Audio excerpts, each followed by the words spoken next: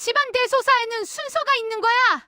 맏며느리가 제사를 잊으면 쓰나. 시어머니의 목소리가 복도 끝까지 울려 퍼집니다.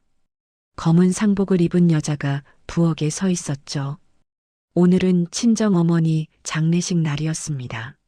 하지만 시댁에선 조상 제사가 먼저였어요. 당장 제사상 안 차려! 시아버지의 호통이 이어졌습니다. 여자는 대답 대신 도마 위에 고기를 올려놓았어요. 나물을 무치고 전을 부치고 과일을 깎았습니다. 상복 소매가 기름에 튀는 것도 신경 쓸 겨를이 없었죠. 제사상은 완벽했습니다. 고기, 나물, 술까지 한치의 흐트러짐도 없이 차려졌어요. 그 순간 여자는 상 앞에서 멈춰섰습니다. 손이 천천히 주머니 속 휴대폰을 꺼냈죠. 찰칵! 제사상 사진이 찍혔습니다. 날짜와 시간까지 선명하게 기록됐어요. 뭐해? 빨리 갔다 와. 시어머니가 재촉했지만 여자는 침착하게 사진을 저장했습니다. 오늘의 이야기 시작 전에 잠시만 구독 버튼을 눌러주세요. 댓글로 시청하고 계신 곳을 알려주시면 감사히 인사드릴게요. 그럼 이야기 바로 시작합니다. 결혼식이 끝난 다음 날이었습니다. 지연은 시어머니에게 불려갔어요. 너 이제 직장 그만둬야지. 갑작스러운 말에 지연은 당황했습니다. 어머니, 제가 다니던 곳은 경력이 중요한 회사라서요. 그러자 시아버지가 끼어들었죠. 우리 집안 며느리가 밖에서 일할 필요 없어. 집안일이나 제대로 해. 남편은 옆에서 아무 말도 하지 않았어요. 그저 고개만 살짝 끄덕였을 뿐이었죠. 결국 지연은 사표를 냈습니다. 7년간 쌓아온 경력이 하루아침에 사라졌어요. 며칠 뒤 시어머니가 다시 불렀습니다. 내일부터 국밥집 나와. 사람이 부족해서 그래. 시댁에서 운영하는 대형 프랜차이즈 국밥집이었어요. 지연은 조심스럽게 물었습니다. 그럼 급여는 어떻게 되나요? 시아버지가 코웃음을 쳤죠. 며느리가 돕는 건데 무슨 돈을 받아? 가족이 일하는 거지 남이야? 계약서도 급여 약속도 없었습니다. 그저 맏며느리니까 당연히 도와야 한다는 말뿐이었어요. 다음 날부터 지연의 하루가 시작됐습니다. 새벽 5시 알람이 울렸어요. 남편은 코를 골며 자고 있었죠. 지연은 조용히 일어나 국밥집으로 향했습니다. 아직 어둠이 가시지 않은 거리를 걸으며 한숨을 삼켰어요. 우리 가족을 위한 거니까 괜찮겠지. 국밥집 문을 열자 시어머니가 이미 와 있었습니다. 늦었네. 빨리 앞치마 두르고 육수부터 확인해. 지연은 대답도 못한 채 주방으로 들어갔어요. 손님이 몰려오기 전까지 준비할 게 산더미였죠. 파를 썰고 고기를 삶고 김치를 담았습니다. 손님이 들어오면 주문을 받고 서빙을 하고 설거지까지 도맡았어요. 오후 3시가 되어서야 점심을 먹을 수 있었습니다. 남은 국밥 한 그릇이 전부였죠. 빨리 먹고 설거지 끝내. 저녁 장사 준비해야지. 시어머니는 쉬는 시간조차 주지 않았어요. 저녁 9시 마지막 손님이 나갔습니다. 하지만 지연의 일은 끝나지 않았어요. 설거지 다 끝내고 가. 내일 쓸 재료도 정리하고. 시어머니는 먼저 퇴근했습니다. 지연은 혼자 남아 산더미 같은 그릇을 닦았어요. 집에 돌아온 건 밤 11시였습니다. 남편은 소파에 누워 TV를 보고 있었죠. 힘들었어? 지연은 고개를 끄덕였어요. 그래도 우리 부모님 도와드리는 거잖아. 우리한테 나중에 물려줄 수도 있고. 참으라는 말. 그 말이 지연의 일상이 됐습니다. 한 달이 지나고 2달이 지났어요. 지연은 여전히 새벽에 일어나 국밥집으로 향했죠. 급여는 없었습니다. 계약서도 휴가도 주말도 없었어요. 그저 맏며느리니까 당연하다는 말만 반복됐을 뿐이었죠. 어느 날 명절이 다가왔습니다. 지연은 시댁에서 제사 음식을 준비했어요. 동서도 왔습니다. 하지만 동서는 부엌에 들어오지 않았어요. 거실에서 시부모님과 웃으며 이야기를 나눴죠. 어머니, 이번에 해외여행 다녀왔어요. 선물 드릴게요. 명품 브랜드 쇼핑백이 여러 개 나왔습니다. 시어머니는 환하게 웃었어요. 역시 우리 막내 며느리는 센스가 있어. 지연은 부엌에서 그 모습을 지켜봤습니다. 손에는 기름 묻은 행주가 들려 있었죠. 제사가 끝난 뒤 설거지는 지연의 몫이었어요. 동서는 일찍 집으로 돌아갔습니다. 언니 수고했어요. 가벼운 인사 한마디를 남기고 사라졌죠. 지연은 혼자 남아 새벽까지 설거지를 했어요. 손은 차가운 물에 얼얼했지만 마음은 더 차가웠습니다. 나 왜 혼자 이러고 있지? 내가 미련한 건가? 하지만 아무도 대답해주지 않았어요. 그저 맏며느리니까라는 말만 되풀이될 뿐이었죠. 그날 밤 지연은 처음으로 생각했습니다. 언제까지 이렇게 살아야 하지? 석 달이 흘렀습니다. 지연의 손은 거칠어졌고 얼굴엔 피로가 쌓여갔어요. 그날도 국밥집에서 하루를 보내고 집에 돌아왔죠. 거실에는 낯선 쇼핑백들이 놓여 있었습니다. 언니 왔어요? 동서의 목소리가 들렸어요.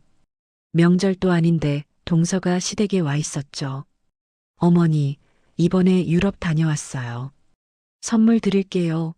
명품 브랜드 쇼핑백이 하나둘씩 나왔습니다. 시어머니는 입이 귀에 걸렸어요. 아이고, 이렇게까지 안 해도 되는데. 말은 그렇게 했지만 표정은 달랐죠. 쇼핑백 속 선물을 하나하나 꺼내며 연신 감탄했어요. 이거 명품 맞지? 비싼 거 아니야? 동서가 환하게 웃었습니다. 괜찮아요. 어머니 좋아하실 것 같아서요. 시아버지도 흐뭇한 표정으로 고개를 끄덕였어요. 역시 우리 막내 며느리는 효심이 남다르네. 지연은 부엌 입구에 서서 그 장면을 바라봤습니다. 오늘도 새벽부터 밤까지 일했지만 아무도 지연을 보지 않았죠. 저녁 식사 자리였어요. 동서는 여행 이야기를 신나게 풀어놨습니다. 파리는 정말 멋있었어요. 에펠탑 앞에서 사진도 찍고요. 시어머니가 손뼉을 쳤어요. 세상에, 우리도 언젠가 가봐야겠네. 시아버지가 웃으며 말했습니다. 다음엔 우리까지 데려가라. 경비는 내가 낼 테니. 동서가 공손하게 대답했죠. 그럼 다음엔 꼭 모시고 갈게요. 지연은 밥을 먹으면서도 입맛이 없었어요. 옆에서 남편이 작은 소리로 말했습니다. 동선에는 참 여유롭네. 지연이 고개를 들었죠. 무슨 말이야? 남편이 젓가락을 내려놓았어요. 아니, 그냥. 동선의 집이랑 너희 집이랑은 좀 다르잖아. 지연의 손이 멈췄습니다. 뭐가 다른데? 남편은 대수롭지 않게 말했어요. 동서 친정은 사업도 크게 하고 여유도 있고 그러니까 비교가 좀 되지 않나? 그 말은 싸움도 아니었고 비난도 아니었어요. 그저 사실을 말하는 것처럼 툭 던진 한마디였죠. 하지만 지연의 가슴엔 칼처럼 박혔습니다. 지연은 아무 말 없이 자리에서 일어났어요. 설거지를 하러 부엌으로 들어갔죠. 물소리가 시끄럽게 울렸습니다. 눈물이 날 것 같았지만 참았어요. 거실에서는 여전히 웃음소리가 들렸습니다. 동서와 시부모의 즐거운 대화가 이어졌죠. 지연은 그릇을 닦으며 생각했어요. 나도 결혼 전엔 이랬는데. 대학 졸업하고 회사에 취직했었죠. 월급도 받고 경력도 쌓았어요.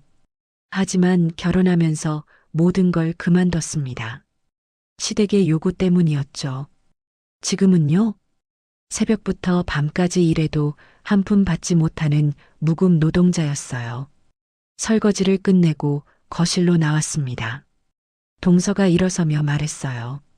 언니 수고했어요. 저는 이만 들어갈게요. 가벼운 인사 한마디를 남기고 현관으로 향했죠. 시어머니가 현관까지 따라 나가며 말했습니다. 조심히 들어가. 다음에 또 놀러와. 동서가 떠나고 시어머니가 돌아왔어요. 지연을 보더니 말했죠. 내일 제사 음식 준비해야 하니까 일찍 일어나. 지연이 조용히 대답했습니다. 네, 어머니. 그날 밤 지연은 잠들지 못했어요. 남편의 말이 계속 맴돌았죠. 비교가 좀 되지 않나? 지연은 천장을 바라보며 생각했습니다. 나는 매일 일하는데, 나는 집안일을 도맡는데, 나는 제사 음식까지 준비하는데 왜 나는 비교 대상이 돼야 하는 걸까요? 옆에서 남편은 편안하게 코를 골고 있었어요. 지연은 이불을 덮어쓰고 눈을 감았습니다. 하지만 잠은 오지 않았죠. 머릿속으로 계산을 했어요. 결혼하고 나서 일한 시간, 국밥집에 나간 날들, 제사 음식을 준비한 횟수 모두 세어봤습니다. 그리고 깨달았죠. 이 모든 걸 돈으로 환산하면 얼마나 될까? 급여를 받았다면 얼마를 받았을까? 지연은 눈을 떴어요. 어둠 속에서 무언가를 결심한 듯한 표정이었죠. 다음 날 아침 지연은 평소처럼 일어났습니다. 제사 음식을 준비하러 부엌으로 향했어요. 나물을 다듬고 고기를 손질하고 전을 부쳤죠. 시어머니가 부엌에 들어왔습니다. 간 맞춰봐. 싱거우면 안 돼. 지연은 고개를 끄덕이며 대답했어요. 네, 확인할게요. 겉으로는 평소와 똑같았습니다. 하지만 뭔가가 달라지고 있었어요. 지연의 눈빛이 조금씩 변하기 시작했죠. 그날 오후 제사를 지냈습니다. 지연은 상을 차리고 음식을 나르고 설거지를 했어요. 모든 게 끝나고 혼자 남았을 때 지연은 창밖을 바라봤습니다. 언제까지 이렇게 살아야 하지? 그 질문에 대한 답은 아직 없었어요. 하지만 지연은 알고 있었습니다. 이대로는 안 된다는 걸, 뭔가 바뀌어야 한다는 걸. 한 달 뒤였습니다. 지연은 국밥집 일을 마치고 늦은 오후에 집으로 돌아왔어요. 거실에는 시부모님과 동서가 앉아 있었죠. 동서가 휴대폰으로 뭔가를 보여주고 있었습니다. 아버지, 이번 달 말에 홍콩 가려고 하는데요. 항공권이 좀 비싸서요. 시아버지가 화면을 들여다봤어요. 얼마나 하는데? 동서가 조심스럽게 대답했습니다. 둘이 가면 200만 원 정도 나와요. 시어머니가 바로 말했죠. 그 정도야 우리가 보태줄 수 있지. 젊을 때 경험이야. 시아버지도 고개를 끄덕였어요. 카드 쓰고 나한테 영수증 보내. 입금해 줄게. 동서가 환하게 웃었습니다. 정말요? 감사합니다. 지연은 현관에 서서 그 대화를 듣고 있었어요. 신발을 벗으며 아무 말도 하지 않았죠. 바로 그때 지연의 휴대폰이 울렸습니다. 친정 남동생이었어요. 급하게 전화를 받았죠. 누나, 엄마 병원 검사 결과 나왔는데 안 좋대. 지금 당장 올 수 있어? 지연의 얼굴이 굳었습니다. 지금 갈게. 시어머니가 뒤에서 물었어요. 어디 간다고? 지연이 돌아서며 대답했습니다. 친정에 급한 일이 생겨서요. 시어머니가 인상을 찌푸렸죠. 저녁 준비는 어쩌고? 오늘 손님 오는데. 지연은 이미 현관문을 열고 있었어요. 최대한 빨리 올게요. 병원으로 달려갔습니다. 상담실 앞에서 동생과 마주쳤죠. 동생의 눈이 빨갛게 충혈돼 있었어요. 의사 선생님이 들어오래. 지연은 상담실 문을 열었습니다. 의사가 심각한 표정으로 앉아 있었어요. 보호자분이시죠? 앉으세요. 책상 위에 검사 결과지가 펼쳐졌습니다. 환자분이 위암 3기 진단을 받으셨어요. 빠른 시일 내에 수술해야 합니다. 지연의 입술이 떨렸어요. 수술? 언제쯤 해야 하나요? 의사가 달력을 넘겼습니다. 늦어도 이번 주 안에 결정하셔야 해요. 더 늦으면 전이 될 수 있습니다. 견적서가 앞으로 밀려왔죠. 수술비와 입원비 포함해서 1,500만 원 정도 예상됩니다. 지연은 서류를 받아들었어요. 손이 바들바들 떨렸죠. 상담실을 나와 복도에 섰습니다. 동생이 옆에서 물었어요. 누나, 어떻게? 우리 집에 그런 돈 없잖아. 지연이 깊게 숨을 들이쉬었습니다. 내가 알아볼게. 엄마 걱정하지 말고. 그날 저녁 집으로 돌아왔어요. 남편은 거실에서 TV를 보고 있었죠. 지연이 남편 옆에 앉았습니다. 말 좀 하자. 남편이 리모컨을 내려놓았어요. 왜? 지연이 견적서를 꺼냈습니다. 엄마가 위암이래. 수술비가 좀 필요해. 남편이 서류를 받아봤어요. 1,500? 이건 좀 큰데. 지연이 애원하듯 말했죠. 우리 집에서 좀 도와줄 수 없을까? 내가 갚을게. 남편이 고개를 저었습니다. 지금 시댁 자금도 빠듯하다고 했잖아. 그렇게 큰 돈은 안 돼. 지연의 목소리가 떨렸어요. 그럼 어떻게 하라고? 남편이 서류를 돌려줬습니다. 병원이랑 상담해봐. 분할 같은 거 있잖아. 지연은 더 이상 말하지 않았어요. 다음 날 아침 지연은 시부모님을 찾아갔습니다. 아침 식탁에 앉아 계셨죠. 어머니, 아버지. 시아버지가 신문에서 눈을 떼지 않았어요. 왜?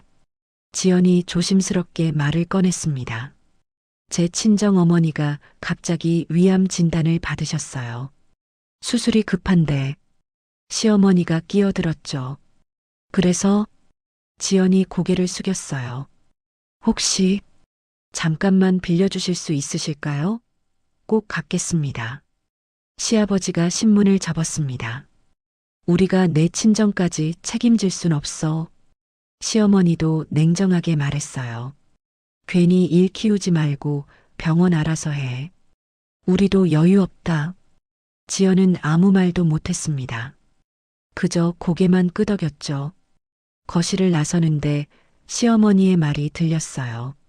참, 오늘 저녁엔 제사 준비 잊지 마. 지연의 발걸음이 잠시 멈췄습니다. 같은 날이었어요. 같은 시각에 한쪽에서는 여행비로 200만 원을 흔쾌히 내주고 다른 쪽에서는 생명이 걸린 수술비를 거절했죠. 지연은 방으로 들어갔습니다. 서랍을 열었어요. 오래된 파일 봉투가 나왔죠. 결혼할 때 정리했던 서류들이었어요. 통장을 꺼냈습니다. 집을 살 때 입금했던 내역이 그대로 찍혀 있었죠. 지연이 낸 돈 2억 7천만 원, 남편이 낸 돈 3천만 원, 전체 집값 3억 원 중 90%를 지연이 냈어요. 하지만 등기부등본을 펼쳐보니 명의는 남편 이름으로만 올라가 있었습니다. 나중에 같이 명예 올리면 되지. 부부인데 뭐. 결혼 전 남편이 했던 말이 떠올랐어요. 지연은 서류를 천천히 정리했습니다. 통장, 계약서, 등기부등본 모두 다시 봉투에 넣었죠. 하지만 이번엔 그냥 넣지 않았어요. 각 서류의 날짜와 금액을 확인하며 넣었습니다. 지연은 봉투를 서랍 깊숙이 넣었어요. 그리고 서랍을 천천히 닫았죠. 창밖을 바라봤습니다. 하늘은 흐렸어요. 지연은 조용히 중얼거렸습니다. 내 돈으로 산 집에서 구걸을 하고 있네. 그날 저녁 지연은 제사 음식을 준비했어요. 평소처럼 나물을 무치고 고기를 구웠죠. 겉으로는 아무 일 없는 것처럼 보였습니다. 하지만 지연의 마음이 조금씩 일렁이기 시작했습니다. 참는 것과 준비하는 것은 달랐습니다. 그리고 지연은 이제 준비하고 있었어요. 일주일이 지났습니다. 친정어머니는 결국 수술을 받지 못했어요. 병세가 급격히 악화됐죠. 그리고 오늘 새벽 숨을 거두셨습니다. 지연은 병원 복도 의자에 앉아 있었어요. 간호사가 방금 막 나갔죠. 유가족분들 장례식장으로 내려가셔야 합니다. 동생이 지연 옆에 섰습니다. 누나, 빈소 차려야 해. 같이 내려가자. 지연은 대답하지 못했어요. 그저 어머니가 누워 계셨던 병실 문만 바라봤죠. 복도는 텅 비어 있었습니다. 이른 새벽이었거든요. 동생이 지연의 어깨를 잡았어요. 누나, 정신 차려. 지금 장례 준비해야 한다고. 지연이 천천히 고개를 끄덕였습니다. 일어서려는데 휴대폰이 울렸어요. 시댁에서 걸려온 전화였습니다. 지연은 떨리는 손으로 전화를 받았죠. 시어머니의 목소리가 들렸어요. 오늘 제사인 거 잊은 거 아니지? 지연의 손이 멈췄습니다. 어머니, 지금 친정어머니가 방금 돌아가셨어요. 시어머니가 말을 끊었어요. 뭐? 아니 하필 왜 이런 날, 그래도 제사상은 차려야 해. 지연이 믿을 수 없다는 듯 물었습니다. 지금 장례식장 준비해야 하는데요. 시어머니의 목소리가 차갑게 식었죠. 그쪽은 동생이랑 친척들 있잖아. 너는 시댁 일 먼저야. 지연은 아무 말도 할 수 없었어요. 전화기 너머로 시아버지의 목소리가 들렸습니다. 바꿔봐. 시아버지가 전화를 받았어요. 맏며느리가 제사를 잊으면 쓰나. 목소리가 호통치듯 울렸죠. 집안 대소사에는 순서가 있는 거야. 제사가 먼저고 내 집안일은 그 다음이야. 알아들었어? 지연이 입술을 깨물었습니다. 하지만 지금 장례식을 시아버지가 말을 잘랐어요. 장례식은 며칠 하는데 제사는 오늘뿐이야. 당장 와서 상 차려. 전화가 끊겼습니다. 지연은 휴대폰을 천천히 내렸어요. 화면에는 통화 시간이 찍혀 있었죠. 오전 6시 40분. 동생이 옆에서 물었습니다. 누나, 무슨 전화야? 지연이 고개를 들었어요. 눈에는 눈물이 고여 있었죠. 미안해. 나 시댁 좀 갔다 올게. 동생의 얼굴이 굳었습니다. 뭐? 지금 엄마 돌아가셨는데 어디를 가? 지연이 고개를 숙였어요. 시댁에서 오늘 제사래.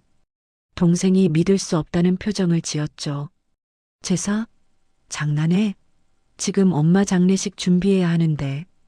지연은 대답하지 못했습니다. 그저 미안하다는 말만 반복했어요. 정말 미안해. 빨리 다녀올게. 빈소는 내가 좀. 동생이 지연의 팔을 붙잡았습니다. 누나, 정신 차려. 지금이 언제라고. 하지만 지연은 팔을 빼냈어요. 미안해. 그리고 복도를 걸어 나갔죠. 엘리베이터를 탔습니다. 거울에 비친 자신의 모습이 보였어요. 창백한 얼굴, 붉게 충혈된 눈. 지연은 거울 속 자신을 바라봤습니다. 집으로 돌아왔어요. 새벽 7시였죠. 현관문을 열자 시어머니가 서 있었습니다. 늦었네. 빨리 옷 갈아입고 준비해. 지연은 방으로 들어갔어요. 검은 상복을 벗지도 못한 채였죠. 시어머니가 문을 두드렸습니다. 그 옷 입고 뭐해? 갈아입어. 지연이 문을 열었어요. 이대로 하면 안 될까요? 시어머니가 인상을 찌푸렸죠. 상복 입고 제사 지내게? 말이 돼? 빨리 갈아입어. 지연은 옷장을 열었습니다. 평상복을 꺼냈어요. 하지만 손이 떨려서 단추를 채울 수 없었죠. 결국 그냥 상복 위에 겉옷만 걸쳤습니다. 부엌으로 갔어요. 냉장고를 열었습니다.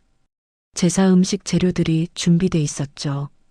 고기를 꺼내 도마 위에 올렸어요. 칼을 들었습니다. 손이 떨렸습니다. 칼날이 흔들렸죠. 지연은 눈을 감았어요. 깊게 숨을 들이마셨습니다. 그리고 고기를 썰기 시작했죠. 나물을 다듬었어요. 시금치, 도라지, 고사리. 하나하나 손질하며 무쳤습니다. 전을 부쳤어요. 기름이 튀었죠. 지연의 손등에 기름이 튀었지만 신경 쓰지 않았어요. 과일을 깎았습니다. 사과, 배, 감. 칼날이 과일 껍질을 벗겨냈죠. 2시간이 흘렀습니다. 제사상이 완성됐어요. 고기, 생선, 나물, 과일, 술. 완벽했습니다. 지연은 상 앞에 멈춰 섰어요. 양손으로 상 끝을 잡았습니다.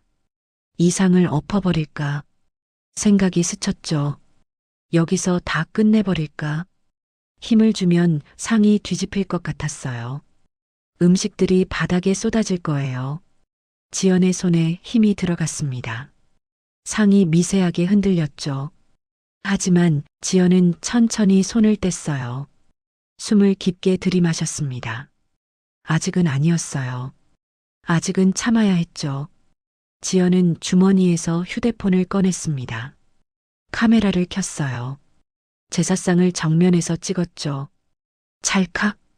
화면에 날짜와 시간이 선명하게 표시됐습니다. 오늘 날짜. 오전 9시 15분. 사진을 확대해서 확인했어요. 모든 음식이 또렷하게 담겨 있었죠. 시어머니가 거실로 들어왔습니다. 다 됐어? 지연이 고개를 끄덕였어요. 네. 시어머니가 상을 둘러봤습니다. 그래, 잘했네. 그리고 덧붙였죠. 다 차렸으면 얼른 갔다 와. 지연이 작게 대답했습니다. 네. 현관으로 향했어요. 신발을 신으며 휴대폰을 다시 확인했습니다. 사진첩에 방금 찍은 사진이 있었죠. 지연은 사진을 한참 바라봤어요. 그리고 휴대폰을 주머니에 넣었습니다. 밖으로 나섰죠. 다시 병원으로 향하는 길이었어요. 지하철을 탔습니다. 창밖을 바라봤죠. 휴대폰 진동이 울렸어요. 동생에게서 온 문자였습니다. 누나, 빈소 다 차렸어. 어디야? 지연은 답장을 보냈어요. 미안해. 지금 가고 있어. 장례식장에 도착했습니다. 빈소 앞에는 벌써 조문객들이 와 있었어요. 지연이 들어서자 친척들이 수군거렸죠. 맏딸이 지금 오네. 새벽부터 어디 갔던 거야? 지연은 아무 말도 하지 않았어요. 어머니 영정 앞에 섰습니다. 사진 속 어머니는 환하게 웃고 계셨죠. 지연의 눈에서 눈물이 흘러내렸어요. 무릎을 꿇고 절을 했습니다. 엄마, 미안해요. 소리내어 울었죠. 하지만 이제는 달랐습니다. 슬픔만이 아니었어요. 지연 씨의 주머니 속 휴대폰에는 친정 어머니가 돌아가신 날 아침에 차린 시댁 제사상 사진이 저장돼 있었습니다. 날짜와 시간까지 선명하게. 그날 이후 지연의 안에서 뭔가가 변하기 시작했어요. 장례를 치렀습니다. 3일장이었어요. 마지막 날 지연은 영정을 들고 화장장으로 향했죠. 동생과 함께 어머니를 보냈습니다. 시부모님도 장례식장에 왔었어요. 하지만 인사만 대충 하고 금방 돌아갔죠. 문상 왔다 간다. 일 바빠서. 시아버지는 조의금 봉투만 내밀고 나갔습니다. 빈소에 앉아있던 시간은 10분도 안 됐어요. 남편은요? 장례식장 구석에 앉아서 핸드폰만 만지작거렸죠. 조문객들이 와도 절을 받을 때도 고개도 제대로 들지 않고 화면만 들여다봤어요. 지연이 다가가서 말했습니다. 조문객분들한테 인사 좀 해. 남편이 짜증 섞인 목소리로 대답했죠. 알았어. 나중에.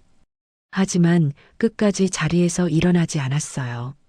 집으로 돌아온 건 저녁 무렵이었습니다. 몸도 마음도 무너질 것 같았죠.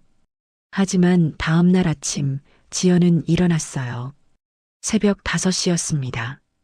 국밥집으로 갔죠. 시어머니는 이미 와 있었어요. 왔네. 고생 많았다. 육수부터 확인해봐. 지연은 고개를 숙이고 주방으로 들어갔습니다. 아무 말도 하지 않았죠. 냄비 뚜껑을 열었어요. 김이 얼굴에 닿았습니다. 손님이 들어오기 시작했죠. 주문을 받고 서빙을 하고 그릇을 치웠어요. 모든 게 평소와 똑같았습니다. 점심시간이 지나고 오후가 됐어요. 설거지를 하는데 시어머니가 말했습니다. 오늘 저녁에 동서 온대.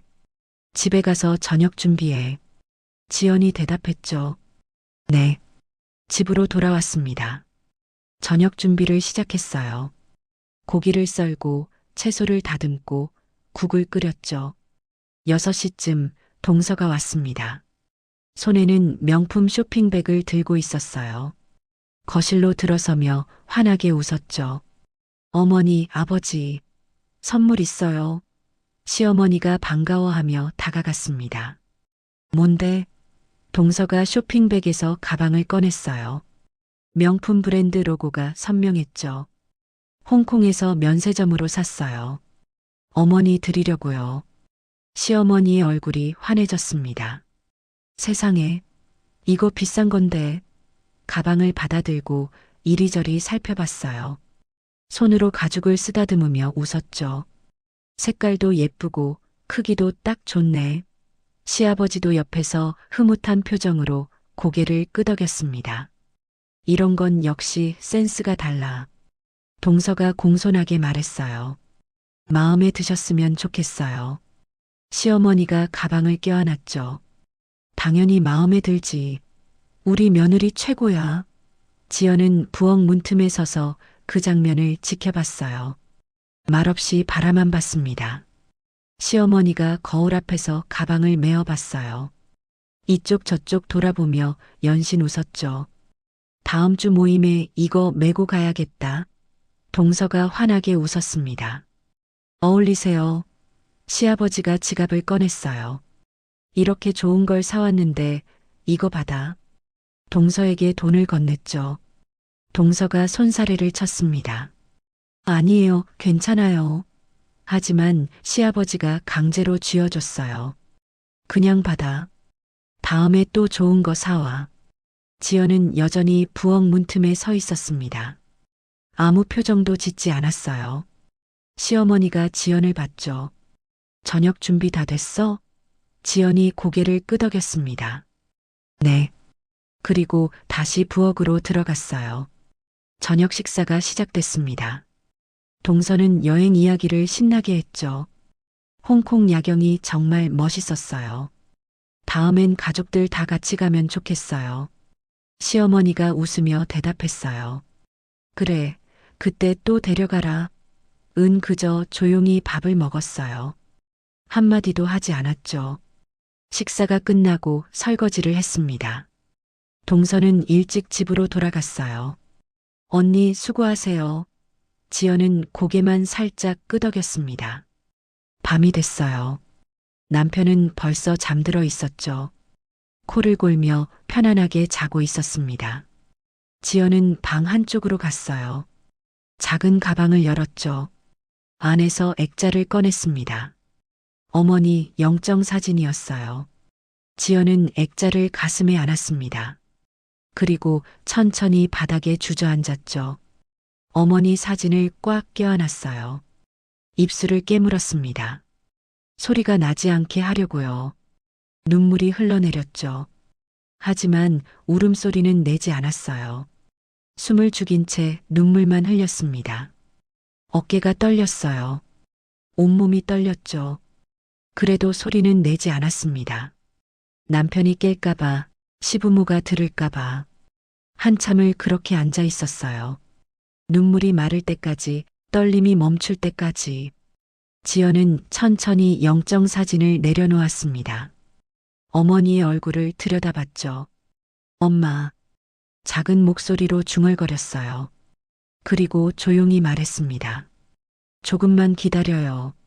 지연은 영정 사진을 가방에 다시 넣었어요. 지퍼를 천천히 닫았죠. 침대로 돌아갔습니다. 이불을 덮고 누웠어요. 옆에서는 남편이 여전히 코를 골고 있었습니다. 지연은 천장을 바라봤어요. 어둠 속에서 눈을 감지 않았죠. 생각했습니다. 지금 화내면 나는 또 미친 며느리가 된다. 그 말을 속으로 되뇌었어요. 참자. 조금만 더. 하지만 이제는 달랐습니다. 지연은 단순히 참고 있는 게 아니었어요. 오늘 본 것들을 잊지 않았습니다. 시어머니가 명품 가방을 껴안고 웃던 모습, 시아버지가 동서에게 돈을 건네던 모습, 남편이 장례식장에서 핸드폰만 보던 모습, 모든 것을 기억했죠. 날짜도 시간도 말도 표정도 잊지 않을 거예요. 지연의 눈빛이 어둠 속에서 빛났습니다. 참음은 이제 무기력이 아니었어요. 참음은 이제 계획이었죠. 그날 이후 지연은 달라졌습니다. 겉으로는 여전히 고개를 숙이고 말없이 일했지만 금방이라도 터질 것 같은 사람의 모습이었죠. 한 달이 지났습니다. 지연은 여전히 새벽마다 국밥집으로 향했어요. 그날도 평범한 하루였죠. 손님을 받고 설거지를 하고 집으로 돌아왔습니다. 저녁 무렵이었어요. 시어머니의 휴대폰이 울렸죠. 화면에 동서 이름이 떴습니다. 시어머니가 전화를 받았어요. 응, 왜? 전화기 너머로 동서의 떨리는 목소리가 들렸습니다. 어머니, 저희 집이, 사업이, 시어머니의 표정이 굳었어요. 무슨 일인데? 동서가 울먹이는 목소리로 대답했죠. 거래처에서 갑자기 계약을 취소했어요. 그래서 자금이 막혀서 시어머니가 미간을 찌푸렸습니다. 그래서 동서의 목소리가 더 떨렸어요. 어머니, 잠깐만 도와주세요. 2천만 원만. 시어머니의 얼굴이 차갑게 식었죠. 2천? 갑자기 무슨 소리야? 동서가 애원하듯 말했습니다. 일주일만 빌려주시면 바로 갚을게요. 정말 급해서. 시어머니가 한숨을 내쉬었어요. 우리도 지금 여유 없어. 너희 집 사정은 우리가 어떻게 해? 동서가 다급하게 말했죠. 어머니, 제발이요. 이번만. 하지만 시어머니는 말을 끊었습니다. 지금 우리 사정도 모르면서 그런 소리 하지 마. 너희끼리 알아서 해. 그리고 전화를 끊어버렸어요. 지연은 부엌에서 그 장면을 지켜봤습니다. 설거지하던 손을 멈추고 가만히 서 있었죠. 시어머니가 휴대폰을 내려놓으며 혼잣말을 했어요. 즉, 돈 빌려달라고 전화하네. 시아버지가 물었습니다. 무슨 일이래? 시어머니가 대답했죠. 동선의 집 사업이 안 된대. 돈 빌려달라고. 시아버지가 코웃음을 쳤어요. 그런 거 우리가 왜 책임져? 자기네 일은 자기가 해결해야지. 시어머니도 고개를 끄덕였습니다. 맞아. 우리도 바쁜데 무슨. 지연은 조용히 부엌으로 돌아갔어요. 다시 설거지를 시작했죠. 물소리만 조용히 흘렀습니다. 며칠 뒤였어요. 동서가 시댁에 직접 찾아왔습니다. 얼굴이 창백했죠. 눈 밑에는 다크서클이 짙게 깔려 있었어요. 어머니, 아버지. 동서가 고개를 숙였습니다. 시어머니는 소파에 앉은 채 쳐다보지도 않았어요. 무슨 일이야? 동서가 떨리는 목소리로 말했죠. 저번에 전화드렸던 거 정말 급한 상황이에요. 이번 주까지 자금이 안 들어오면. 시아버지가 말을 끊었습니다. 그건 내 집 문제잖아. 우리한테 왜 그래? 동서의 눈에 눈물이 고였어요. 제발이요. 친정에도 말했는데 거기도 어렵대요. 시댁밖에 없어요. 시어머니가 차갑게 말했습니다. 우리도 어려워. 그리고 그런 큰 돈은 못 도와줘. 동서가 무릎을 꿇었어요. 어머니, 제발이요. 일주일만. 하지만 시아버지가 일어섰습니다. 그만 가봐. 우리도 할 말 없어. 동서는 한참을 그 자리에 앉아 있었죠. 결국 일어섰습니다. 죄송합니다. 고개를 숙이고 현관으로 향했어요. 지연은 복도에 서서 그 모습을 봤습니다. 동서와 눈이 마주쳤죠. 동서가 작게 말했어요. 언니. 지연은 아무 말도 하지 않았습니다. 그저 고개만 살짝 끄덕였죠. 동서가 현관문을 열고 나갔어요. 문이 닫히자 시어머니가 한숨을 쉬었습니다. 즉, 돈 없으면 여행은 왜 다녔대? 시아버지도 거들었죠. 맨날 명품이나 사오더니 이제 손 벌리네. 지연은 그 말들을 들으며 부엌으로 돌아갔어요. 저녁 준비를 시작했습니다. 칼로 물을 썰었죠. 칼날이 도마를 두드리는 소리만 규칙적으로 울렸어요. 지연은 생각했습니다. 한 달 전만 해도 동서가 명품 가방을 들고 왔을 때 시어머니는 환하게 웃었어요. 시아버지는 돈을 쥐어주며 칭찬했죠. 역시 센스가 달라. 하지만 지금은요? 돈 없으면 여행은 왜 다녔대? 지연은 칼을 내려놓았습니다. 창밖을 바라봤어요. 처음으로 깨달았습니다. 사랑도 대우도 모두 조건이었다는 것을. 돈이 있을 때는 환대하고 돈이 필요할 때는 외면하는 것. 그게 이 집의 방식이었어요. 지연은 몇 달 전을 떠올렸습니다. 친정어머니 수술비가 필요했을 때 시어머니는 차갑게 말했죠. 우리가 내 친정까지 책임질 순 없어. 그런데 동서 여행비는 흔쾌히 내줬어요. 젊을 때 경험이야. 지연은 이제 알았습니다. 이 집에서 며느리는 가족이 아니었어요. 조건을 충족시킬 때만 인정받는 존재였죠. 지연은 다시 칼을 들었습니다. 물을 계속 썰기 시작했어요. 표정은 평온했습니다. 하지만 눈빛은 달랐죠. 저녁 식사 시간이었어요. 시어머니가 말했습니다. 동서 불쌍하긴 한데 우리도 어쩔 수 없지 뭐. 시아버지도 맞장구 쳤어요. 자기 형편도 모르고 명품이나 사니까 그렇지. 남편은 아무 말 없이 밥만 먹었습니다. 지연도 조용히 숟가락을 움직였어요. 식사가 끝나고 설거지를 했습니다. 거품이 손 위로 흘렀죠. 지연은 그릇을 닦으며 생각했어요. 동서가 무너지는 걸 보며 지연은 확신했습니다. 이 집에서 사랑은 거래였어요. 주고받는 게 있을 때만 유지되는 관계였죠. 그렇다면 지연은요? 매일 새벽부터 일하고 제사 음식을 준비하고 집안일을 도맡아 했지만 받은 건 무엇이었을까요? 급여도 감사도 따뜻한 말 한마디도 없었어요. 오히려 비교당하고 무시당했죠. 지연은 마지막 그릇을 헹궜습니다. 물기를 털어내고 선반에 올려놓았어요. 그날 밤 지연은 창밖을 바라봤습니다. 달이 밝았어요. 지연의 눈빛도 그 달처럼 차갑게 빛났죠. 이제 알았습니다. 조건이 사라지면 사랑도 사라지는 것. 그렇다면 지연이 이 집에 주던 것들을 멈추면 어떻게 될까요? 변화는 곧 시작될 것입니다.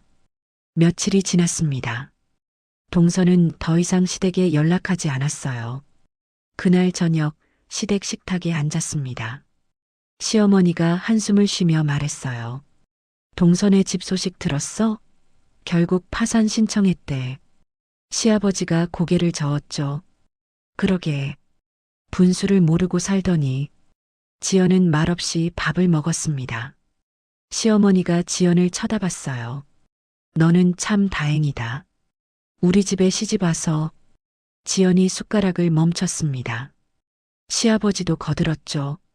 그러니까 시댁에서 이렇게 챙겨주는데 감사할 줄 알아야지. 시어머니가 계속 말했어요. 이럴 때일수록 내가 중심을 잡아야지. 동선애처럼 무너지면 안 돼. 지연은 고개를 끄덕였습니다. 네. 하지만 그 눈빛은 차가웠어요. 식사가 끝나고 설거지를 했습니다. 남편이 옆으로 지나가며 말했죠. 요즘 부모님이 스트레스 받으시니까 조심해. 지연이 물었어요. 조심한다는 게? 남편이 대답했습니다. 괜히 기분 상하게 하지 말라고. 알지? 지연은 아무 말도 하지 않았어요. 그날 밤 지연은 집을 나섰습니다. 시부모에게 말했죠. 친구 만나고 올게요. 시어머니가 눈살을 찌푸렸어요. 밤에 어딜 나가? 지연이 차분하게 대답했습니다. 오래 걸리지 않을 거예요. 그리고 현관문을 열고 나갔어요. 지하철을 탔습니다. 법무법인이 있는 역으로 향했죠. 예약해둔 시간이었어요. 법률 상담실 문을 열었습니다. 변호사가 책상 앞에 앉아 있었어요. 안녕하세요. 앉으세요. 지연은 의자에 앉았습니다. 가방에서 서류 봉투를 꺼냈어요. 변호사가 물었죠. 어떤 상담을 원하시나요? 지연이 봉투를 책상 위에 올려놓았습니다. 이혼 상담이요. 변호사가 고개를 끄덕이며 서류를 받았어요. 봉투 안에는 여러 장의 문서가 들어 있었죠. 집 매매 계약서, 통장 거래 내역, 등기부등본. 변호사가 하나하나 펼쳐봤습니다. 집을 구입하실 때 출자 비율이. 지연이 대답했어요. 제가 2억 7천만 원, 남편이 3천만 원 냈어요. 하지만 등기는 남편 단독 명의예요. 변호사가 눈썹을 치켜 올렸습니다. 90%를 내셨는데 명의가 전혀 없으시군요. 지연이 고개를 끄덕였죠. 결혼할 때 나중에 바꾸자고 했어요. 믿었죠. 변호사가 다음 서류를 봤어요. 지연이 휴대폰을 꺼냈습니다.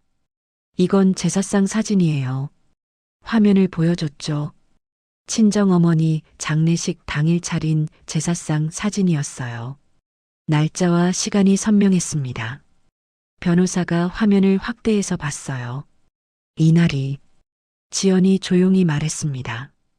친정어머니 돌아가신 날 아침이에요. 장례 준비해야 하는데 시댁 제사 차리러 왔죠. 변호사의 표정이 굳었어요. 지연이 계속 말했습니다. 결혼하고 시댁 국밥집에서 일했어요. 3달 동안 하루도 안 빠지고요. 변호사가 물었죠. 급여는요? 지연이 고개를 저었어요. 한 푼도 못 받았어요. 며느리니까 당연히 도와야 한다고 했죠. 변호사가 메모를 시작했습니다. 지연이 휴대폰에서 사진을 더 보여줬어요. 이건 제사 준비 목록이에요. 몇 번 했는지 날짜별로 정리했어요. 변호사가 사진들을 하나하나 확인했습니다. 증거를 굉장히 잘 모으셨네요. 지연이 담담하게 말했죠. 잊고 싶지 않았어요. 변호사가 서류를 정리하며 물었습니다. 남편분은 어떠셨나요? 지연이 잠시 망설이다 대답했어요. 친정어머니 수술비 필요할 때 거절했어요. 시댁 자금이 빠듯하다고요. 변호사가 고개를 끄덕였죠. 그런데 시댁에서는 다른 며느리 여행비는 지원했고요. 지연이 조용히 대답했습니다. 네. 변호사가 펜을 내려놓았어요. 지연을 똑바로 바라봤죠. 말씀 다 들어봤습니다. 잠시 침묵이 흘렀어요. 변호사가 단호하게 말했습니다. 이건 희생이 아니라 착취입니다. 지연의 눈빛이 흔들렸어요. 변호사가 계속 말했죠. 무급 노동 강요, 재산권 침해, 정서적 학대에 해당합니다. 법적으로 충분히 다툴 수 있어요. 지연이 입술을 깨물었습니다. 변호사가 서류를 정리하며 물었어요. 이혼 소송 진행하시겠습니까? 지연은 잠시 생각했습니다. 창밖을 바라봤죠. 밤거리에 불빛이 반짝였어요. 그동안 참아왔던 시간들이 스쳐 지나갔습니다. 새벽부터 국밥집에서 일하던 날들, 제사 음식을 혼자 준비하던 밤들, 친정어머니 수술비를 거절당했던 순간, 상복을 입고 제사상을 차리던 그날, 지연은 고개를 들었어요. 변호사를 똑바로 쳐다봤습니다. 네, 진행하겠습니다. 목소리는 떨리지 않았어요. 변호사가 고개를 끄덕였죠. 재산분할, 위자료, 무급 노동 보상 모두 청구 가능합니다. 준비하시죠. 지연이 일어섰어요. 감사합니다. 변호사가 명함을 건넸습니다. 필요한 서류 더 있으면 연락 주세요. 철저히 준비하겠습니다. 지연은 명함을 받아 가방에 넣었어요. 법률 상담실을 나왔습니다. 엘리베이터를 타고 내려왔죠. 밖으로 나서자 찬 바람이 불었어요. 지연은 하늘을 올려다봤습니다. 별이 보였어요. 지연은 천천히 숨을 들이마셨습니다. 이제 돌아갈 이유는 없었어요. 뒤돌아볼 필요도 없었죠. 지연은 걸음을 옮겼습니다. 집으로 돌아가는 길이었어요. 하지만 마음속으로는 이미 떠나 있었죠. 집에 도착했습니다. 현관문을 열고 들어섰어요. 시어머니가 거실에 앉아 있었습니다. 어디 갔다 와? 지연이 조용히 대답했어요. 친구 만나고 왔어요. 시어머니가 투덜거렸죠. 밤에 나가지 말라니까. 여자가 밤에 돌아다니면 보기 안 좋아. 지연은 고개만 끄덕였습니다. 죄송해요. 그리고 방으로 들어갔어요.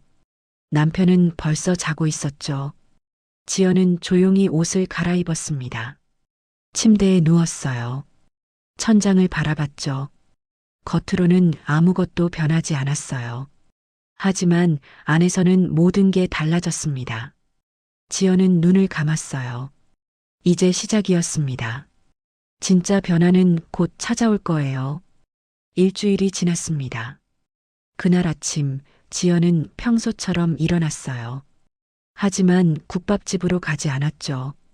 시어머니가 전화를 걸어왔습니다. 왜 안 와? 손님 몰리는데. 지연이 조용히 대답했어요. 오늘부터 안 나갈게요. 시어머니의 목소리가 높아졌죠. 뭐? 갑자기 무슨 소리야? 지연은 전화를 끊었습니다. 1시간 뒤 시어머니가 집으로 돌아왔어요. 시아버지도 함께였죠. 거실에 들어서며 소리쳤습니다. 이게 무슨 짓이야? 가게 어떡하라고. 지연은 소파에 앉아 있었어요. 차분하게 말했죠. 앉으세요. 할 말이 있어요. 시아버지가 버럭 소리쳤습니다. 할 말? 지금 내가 무슨 짓 하는지 알아? 지연은 일어서지 않았어요. 남편도 부르세요. 같이 들어야 할 이야기예요. 시어머니가 휴대폰을 꺼내 남편에게 전화했죠. 당장 집에 와. 내 와이프가 이상해. 30분 뒤 남편이 도착했습니다. 무슨 일이야?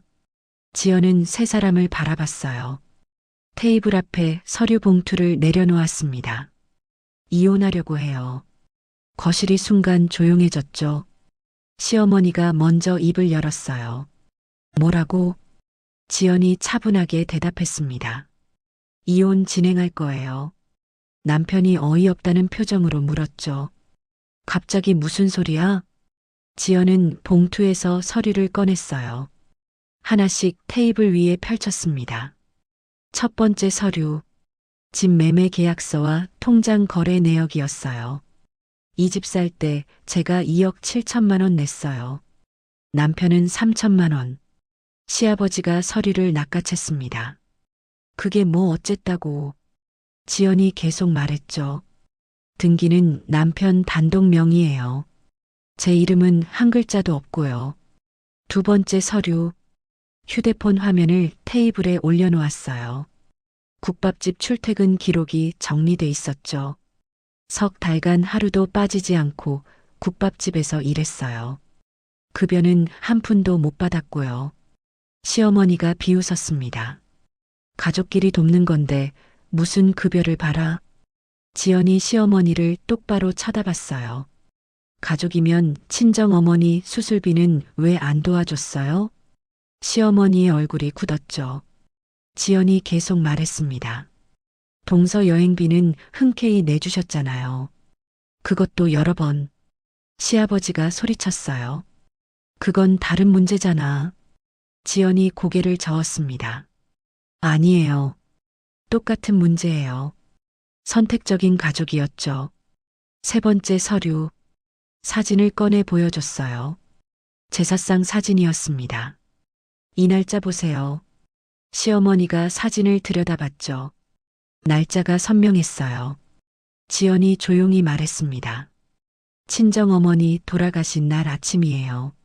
장례 준비해야 하는데 제사 차리러 왔죠. 남편이 입을 열었어요. 그건 집안 사정이. 지연이 말을 끊었습니다. 집안 사정? 제 엄마 장례식은 집안 사정이 아니었나요? 거실이 다시 조용해졌어요. 지연은 마지막 서류를 꺼냈습니다. 변호사 명함과 상담 기록이었죠. 변호사 선임했어요. 시아버지가 벌떡 일어섰습니다. 내가 지금 뭐 하는 거야?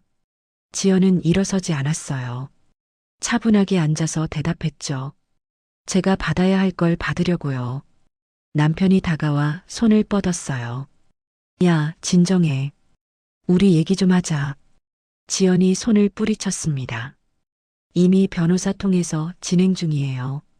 남편의 얼굴이 붉어졌죠. 이제 와서 왜? 지연이 처음으로 웃지 않고 답했어요. 말했어. 목소리가 차가웠습니다. 당신들이 안 들은 거야. 남편이 말문이 막혔어요. 지연이 계속 말했죠. 수술비 필요하다고 말했어요. 안 들었죠. 시어머니를 쳐다봤습니다. 제사 강요 힘들다고 말했어요. 안 들었죠. 시아버지를 봤어요. 급여 달라고 말했어요. 안 들었죠. 세 사람 모두를 둘러봤습니다. 당신들은 듣고 싶은 것만 들었어요. 그게 전부예요. 시어머니가 떨리는 목소리로 말했죠. 우리가 널 어떻게 키웠는데? 지연이 고개를 저었어요. 키운 게 아니에요. 이용한 거죠. 일어섰습니다. 일주일 안에 짐 빼서 나갈게요. 그때까지 건드리지 마세요. 방으로 들어가려는데 남편이 팔을 잡았어요. 야, 진짜 이러지 마. 우리 다시. 지연이 팔을 빼냈습니다. 손 떼요. 목소리에 힘이 있었어요. 남편이 손을 놨죠. 지연은 방문을 닫았습니다. 거실에서는 시부모와 남편의 목소리가 들렸어요. 저걸 어떻게 변호사까지 선임했다고. 하지만 지연은 신경 쓰지 않았습니다. 가방을 꺼내 짐을 싸기 시작했어요. 옷, 책, 개인 물건들. 그리고 마지막으로 작은 액자를 꺼냈습니다. 어머니 영정 사진이었어요. 지연은 액자를 가슴에 안았죠. 눈을 감았습니다. 엄마. 작은 목소리로 불렀어요. 이제 내 인생으로 돌아갈게. 눈을 떴습니다.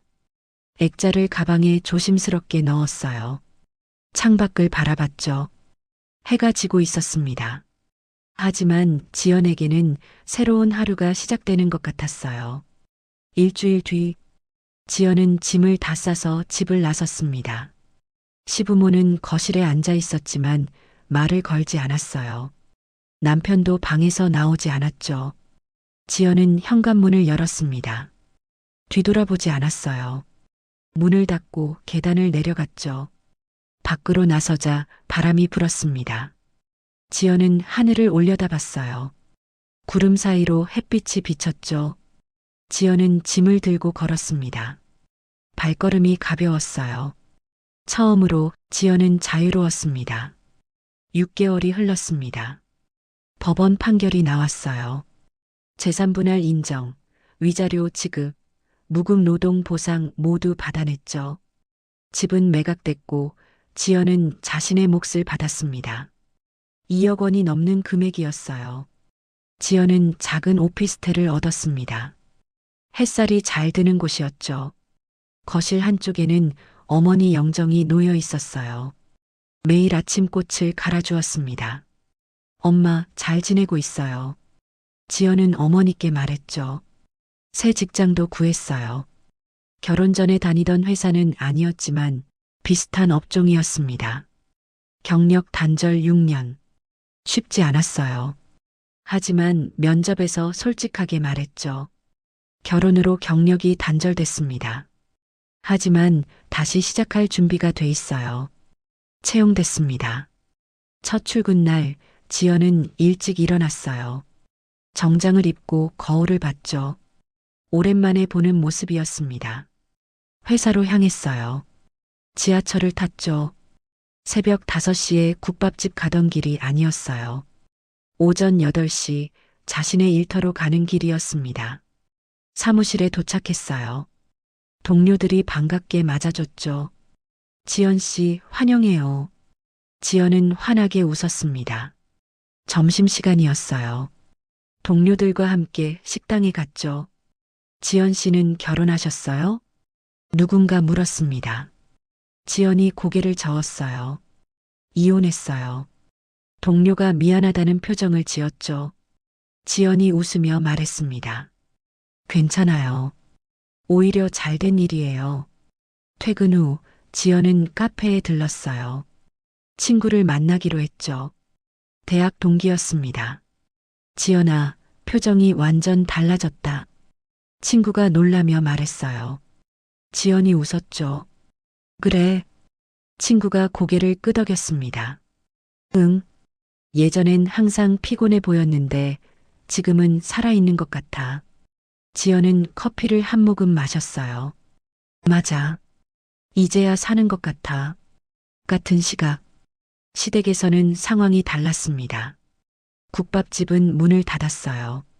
지연이 빠지자 일손이 부족했죠. 시어머니가 직접 나갔지만 오래 버티지 못했습니다. 새벽부터 밤까지 일하는 게 얼마나 힘든지 뒤늦게 깨달았어요. 이걸 매일 했다고? 시어머니는 일주일 만에 손을 들었죠. 직원을 고용했지만 인건비가 만만치 않았어요. 결국 가게를 정리했습니다. 집도 팔렸어요. 법원 판결로 매각 절차가 진행됐죠. 시부모는 작은 아파트로 이사했습니다.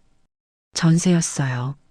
시아버지는 소파에 앉아 한숨만 쉬었죠. 그때 좀 잘해줄걸. 시어머니도 고개를 숙였습니다.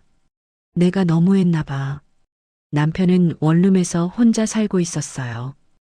회사 근처였죠. 저녁마다 편의점 도시락을 먹었습니다. 설거지할 사람이 없었죠. 빨래도 쌓였어요. 지연이 다 해줬던 일들이었습니다. 남편은 휴대폰을 켰어요. 지연에게 전화를 걸려다 멈췄죠. 이제 와서 뭐라고 하지? 전화를 끊었습니다. 어느 날 시어머니가 남편에게 전화했어요. 지연이가 어떻게 지내는지 아니? 남편이 대답했죠. 모르겠어요. 연락 안 해요. 시어머니가 한숨을 쉬었습니다. 그래. 우리가 잘못했지 뭐. 전화를 끊고 시어머니는 창밖을 바라봤어요. 동서 생각이 났습니다. 사업부도 나고 연락이 끊겼죠. 도움 요청했을 때 냉정하게 거절했던 기억이 떠올랐어요. 우리가 너무 이기적이었나? 시어머니는 눈물을 닦았습니다. 석 달 뒤, 지연은 승진 제안을 받았어요. 능력을 인정받은 거였죠. 팀장이 말했습니다. 지연 씨, 정말 잘하고 계세요. 앞으로 더 기대할게요. 지연은 고개를 숙였어요. 감사합니다. 주말이었습니다. 지연은 친정 동생을 만났어요. 누나, 진짜 잘한 것 같아. 동생이 말했죠. 지연이 웃었습니다. 응, 나도 그렇게 생각해. 동생이 조심스럽게 물었어요. 근데 후회는 안 해? 지연이 고개를 저었죠. 전혀. 오히려 왜 진작 안 했나 싶어. 동생이 안도하며 웃었습니다. 다행이다. 누나 행복해 보여. 저녁 지연은 집으로 돌아왔어요. 어머니 영정 앞에 앉았죠. 엄마, 오늘 승진 제안 받았어요. 사진 속 어머니는 환하게 웃고 계셨어요. 지연도 미소 지었습니다. 제대로 살고 있어요. 걱정 마세요. 휴대폰이 울렸어요. 모르는 번호였죠. 받았습니다. 여보세요? 시어머니의 목소리가 들렸어요. 지연아. 지연의 표정이 굳었습니다. 무슨 일이세요? 시어머니가 떨리는 목소리로 말했죠. 미안해. 정말 미안해. 지연은 아무 말도 하지 않았어요. 시어머니가 계속 말했습니다. 우리가 너무 심했어. 너한테 너무 잘못했어. 지연이 조용히 물었죠. 지금 사과받으면 뭐가 달라지나요? 시어머니가 흐느꼈어요. 그래도 미안하다는 말은 해야 할 것 같아서 지연은 잠시 침묵했습니다.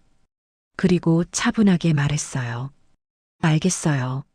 사과는 받을게요. 시어머니가 희망을 품은 목소리로 물었죠. 그럼 우리 다시. 지연이 말을 끊었습니다. 그건 안 돼요. 목소리가 단호했어요. 사과는 받지만 관계는 끝이에요. 이제 각자 인생 사세요. 시어머니가 울먹였죠. 지연아. 지연이 마지막으로 말했습니다. 행복하세요. 저도 행복할게요. 전화를 끊었어요. 지연은 휴대폰을 내려놓았습니다. 깊게 숨을 들이마셨죠. 가슴이 뭉클했어요. 하지만 후회는 없었습니다. 창밖을 바라봤어요. 별이 빛나고 있었죠. 지연은 일어나 베란다로 나갔습니다. 밤바람이 불었어요. 엄마.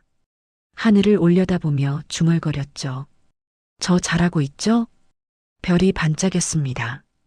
지연은 미소 지었어요. 이제 진짜 지연의 인생이었습니다. 누구의 며느리도 누구의 아내도 아닌 그냥 지연. 그것으로 충분했어요. 바람이 다시 불었습니다. 지연의 머리카락이 날렸죠. 지연은 눈을 감았어요. 행복했습니다. 진짜 행복이었어요. 끝까지 시청해 주셔서 감사합니다. 사연 빛나는 밤이었습니다.